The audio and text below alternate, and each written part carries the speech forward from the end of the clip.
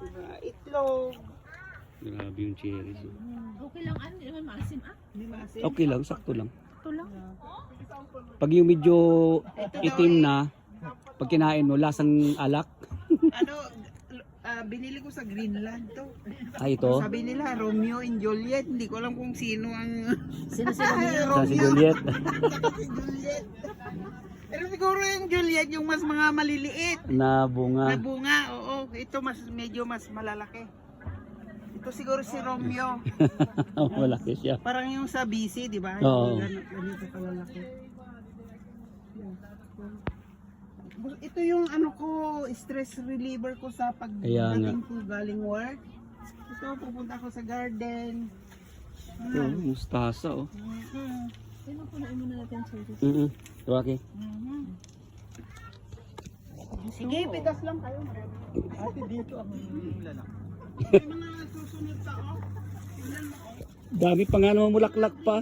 Oo nga, masasayang siya. Sayang. Dapat ginagawang Ilang ano. araw kung hindi naasikaso to kasi Ha?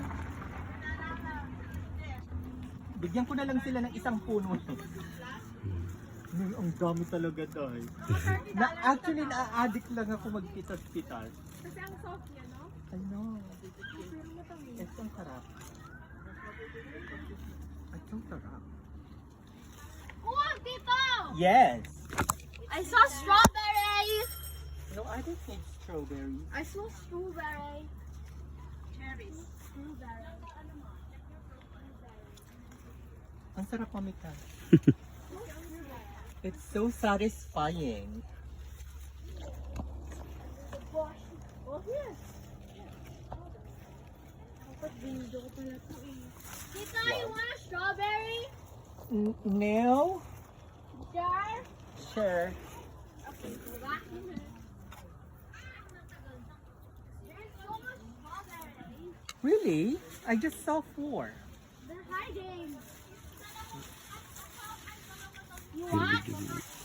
Sure. I just want to taste it.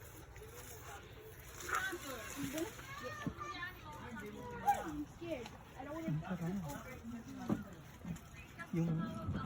Yung pitas yung iba tas yung iba. Jeff, damihan mo na kasi mahal ito. Ay, actually meron na po akong isang ganito so ay punuin ko itong isa so pwede na ako umuwi. Yung iba nga ano na eh overripe na. Dito all yung malaki. Nah, the strawberries are so small.